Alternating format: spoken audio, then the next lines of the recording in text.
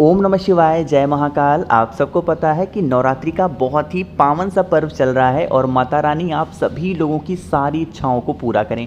अब वो दिन आ गया है जिस दिन हमें कनेर का फूल लेकर के छोटा सा उपाय करना है। बहुत दिनों से परेशान हो, आपकी कोई इच्छा ही नहीं पूरी हो पा रही है, बहुत परेशानी है, तो ये वीडियो आपके लिए है। पूज्य गुरु जी की कथा से सुन के बहुत अच्छे से बताऊँगा, करके देखिएगा, माता रानी आप सभी की सारी इच्छाओं को पूरा ज़रूर करेंगे। ठीक है, लेकिन आपको एक बात बता दूं कि वीडियो को पूरा देखिएगा, बीच में छोड़िएगा नहीं, वरना फिर आप बहुत कुछ मिस कर सकते हैं। ठीक है, चलो समझते हैं। स्क्रीन पर आपको दिख रहा होगा कनेर का फूल, है ना। हमें लेने होंगे कम से कम 7 से 9 कनेर के फूल, गिन करके कितने, 7 से 9 कनेर के फूल लेना। जो पीले वाले आते हैं पहले तो कोशिश करेंगे कि वो मिल जाए, अगर पीला नहीं मिलता है तो सफ़ेद वाला और जो ऑरेंज वाला आता है फिर वो आप ले सकते हैं, लेकिन कोशिश करेंगे कि पहले पीला मिले। अब जो बात बताऊंगा, मेरी बात बहुत ध्यान से सुनना। आपको यहाँ पे एक मिट्टी का कलश दिख रहा है, तो अगर आपके पास में मिट्टी का कलश है तब तो बहुत अच्छी बात है। हमें 2 कलश की ज़रूरत होगी, है ना। पहला कलश होना चाहिए मिट्टी का, और दूसरा कलश आप कोई सा भी ले लो, मन हो तांबा ले लो, मन हो स्टील ले लो, मन हो कोई सा भी, कुछ भी ले सकते हो, लेकिन एक पात्र आपका मिट्टी का होना ही होना चाहिए। नया हो नया ले लो, पुराना हो पुराना ले लो, है ना, ले लेना।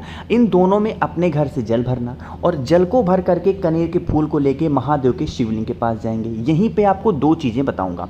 पहली चीज, जो आपने 7 या फिर 9 कनेर के फूल को लिए हैं वो महादेव के शिवलिंग के ऊपर आपको अच्छे तरीके से सजाना है। जहां जहां आप रख सकते हैं सजाना। जो भी आपके जीवन के कष्ट होंगे वो महादेव से कह देना। इस उपाय को करने की कोई तिथि निर्धारित नहीं है, पूरी नवरात्रि में किसी भी एक दिन आप कर सकते हैं, कोई दिक्कत नहीं। ठीक है, कर लिया। अब आपके पास में 2 लोटे में जल है ना। एक मिट्टी के पात्र में है और दूसरा कोई सा भी पात्र है। दोनों से जल अपने दोनों हाथों से एक साथ महादेव के शिवलिंग के ऊपर समर्पित करेंगे। श्री शिवाय नमस्तुभ्यम का ध्यान करते हुए माँ जगत जननी जगदम्बा माँ पार्वती का ध्यान करते हुए आपको समर्पित करना है। जो भी व्यक्ति नवरात्रि में इस उपाय को कर लेता है उसके जीवन की जो भी कठिनाइयाँ होती हैं महादेव तो दूर करते ही करते हैं, साथ ही साथ माँ जगदम्बा भी इससे बहुत खुश होती हैं। माँ जगदम्बा कौन है? माँ पार्वती का ही तो रूप होती है ना। मानते हो ना इस चीज़ को? तो आपको इनको भी खुश करना ही करना है। करके देखिएगा, बहुत इफेक्टिव, बहुत प्यारा सा उपाय है, आपकी सारी इच्छाएं पूरी ज़रूर होंगी। अब एक यहीं पे कनेर के फूल का उपाय बताता हूँ जो बिहार की कथा में गुरुजी ने बताया था, है ना।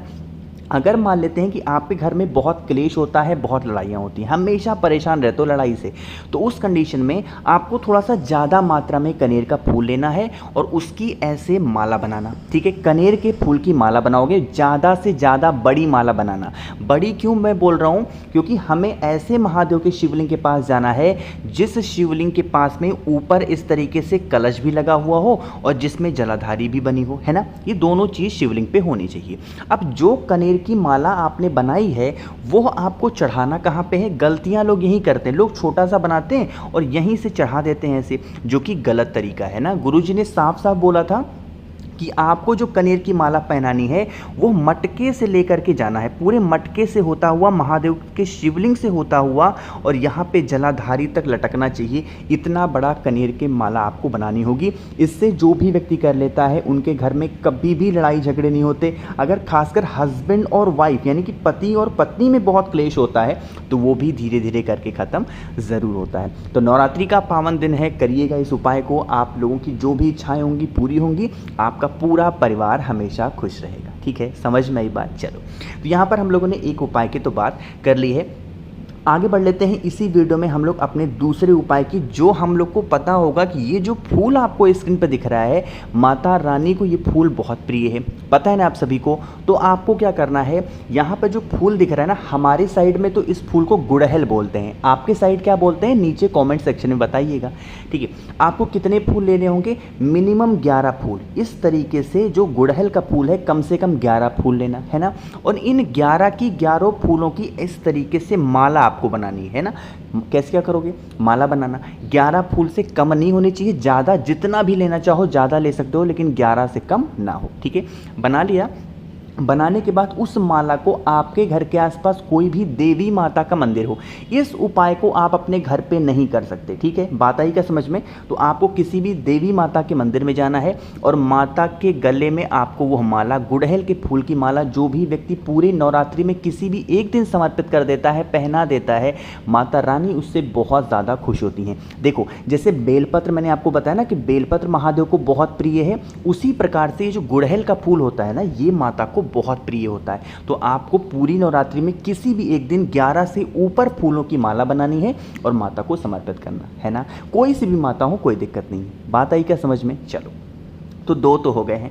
अब इसी वीडियो में हम लोग एक और बहुत ही प्यारे से उपाय की बात करते हैं, जो कि हमें बेल पत्र से करना है। कैसे करना है और इसके क्या फ़ायदे हैं, उससे पहले एक छोटा सा काम कर दो, और वो है कि वीडियो को कर दीजिए लाइक। जितने भी भाई बहन मेरी इस आवाज़ को पहली बार सुन रहे हैं, अचानक से चैनल पर आ गए हैं, तो चैनल को सब्सक्राइब करेंगे, ठीक है। तो समझते हैं इस उपाय को करने का जो फ़ायदा है ना, वो है मनोकामना पूर्ति। कोई भी इच्छा है बहुत दिनों से अधूरी है, पूरी नहीं हो पा रही है, तो एक तो नवरात्रि का पर्व चल रहा है, ऊपर से नवरात्रि का पहला सोमवार है, इस उपाय को करना ही करना है। स्क्रीन पर आपको दिख रहा होगा बेलपत्र, है ना। तो आपको लेनी होगी 5 बेलपत्र। आपको पता होगा कि अभी जो गुरु जी की कथा छत्तीसगढ़ में चली थी, उसमें गुरु जी ने एक उपाय बताया था त्रिपुरारी महादेव का, तो उसी से कुछ रिलेटेड ये उपाय है, समझने की कोशिश करेंगे। तो आपको 5 बेलपत्र लेनी है, बहुत ही प्यारी सी। साथ ही साथ एक तांबे का लोटा लेना है, सॉरी एक नहीं, आपको 2 लोटा लेना है। अब वो 2 लोटा चाहे तो दोनों तांबा ले लो, दोनों स्टील ले लो, एक तांबा एक स्टील ले लो, एक कटोरी एक गिलास ले लो। कहने का मतलब है 2 पात्र आपको लेने हैं। उन दोनों पात्रों में जल भरना होगा आपको अपने घर से, ठीक है। जल भर लिया। अब यहाँ पे मैं जो बात बताऊंगा, मेरी बात बहुत ही ज़्यादा ध्यान से सुनना, गलतियाँ मत करना नाम लेने में। जब भी महादेव के शिवलिंग के पास पहुँचो, फेस रखना उत्तर दिशा, यानी कि नॉर्थ डायरेक्शन। कितनी बेलपत्र है आपके पास में, 5 बेलपत्र है कि नहीं है। उन 5 की पांचों बेलपत्र को महादेव के शिवलिंग के ऊपर एक एक करके समर्पित करेंगे, अपनी मनोकामना, अपने विशेष को कहते हुए। चढ़ाना कैसे है बेलपत्र, डंडी होनी चाहिए माता अशोक सुंदरी की तरफ, और पत्ती का मुख होगा वो होगा आपकी तरफ। इतनी बात समझ में आ गई। सारा चीज़ यहीं से स्टार्ट होता है। जो आपके पास में 2 लोटा जल है ना, उस दोनों लोटे जल को इन्हीं 5 की पांचों बेलपत्र के ऊपर आपको समर्पित करनी है। कौन सा नाम लेकर के, त्रिपुरा सुंदरी का नाम लेके, मुझे वही त्रिपुरारी महादेव याद थे। त्रिपुरा सुंदरी, कौन सा, फिर से बोल रहा हूँ, एक बार और सुन लो। त्रिपुरा सुंदरी माता का नाम लेकर के आपको दोनों हाथों से कलश उसी 5 की पांचों बेलपत्र के ऊपर समर्पित करना है और अपनी बात महादेव से कहनी है। जल चढ़ाओगे तो जल कहाँ से बहता हुआ, यहीं शिवलिंग से बहता हुआ नीचे गिरने लगेगा। इसको आप अपने दाहिने हाथ में रोकना और अपनी दोनों आंखों पे लगा करके फिर आप अपने घर की तरफ चले जाना। जो भी व्यक्ति किसी भी सोमवार को, खासकर नवरात्र में पड़ने वाली सोमवार को इस उपाय को कर लेता है, तो उसकी जो विशेष होती है, जो भी कामना होती है, महादेव पूरी जरूर करते हैं। नाम कौन सा लेना है, त्रिपुरा सुंदरी माता का नाम लेके इस उपाय को करना होगा, ठीक है। समझ में आई बात ना। एक और बहुत ही छोटा, बहुत ही आसान सा उपाय है, जो कि चौथा उपाय है, जो कि आप सभी को तो करना ही करना होगा। थोड़ा सा बड़ा है, इसीलिए कह रहा हूँ, समझने की कोशिश करेंगे। देखो यहाँ पर आपको एक कलश दिख रहा है, हमें 3 बार जल चढ़ाना होगा महादेव के शिवलिंग के ऊपर। कितनी बार, 3 बार। लेकिन 3 बार जो जल चढ़ाओगे, तरीका तीनों बार अलग होगा। सबसे पहला तरीका कौन सा है, एक तांबे का लोटा लोगे, जल भरना अपने घर से, और उसके बाद सादा जल, पहले क्या करोगे, सादा जल महादेव के शिवलिंग के ऊपर श्री शिवाय नमस्तुभ्यम का ध्यान करते हुए समर्पित कर देना। पहला जल हो गया। अब फिर उसी कलश में से जल भरना और उस कलश में इस बार डाल देना थोड़ा सा इत्र। क्या डालोगे, थोड़ा सा इत्र डालना। और उसके बाद जो दूसरा जल समर्पित करोगे, वो इत्र वाला महादेव के शिवलिंग के ऊपर समर्पित करना। यानी कि पहला कौन सा चढ़ाया, सादा जल, और दूसरा फिर कौन सा चढ़ाया आपने, इत्र डाल करके।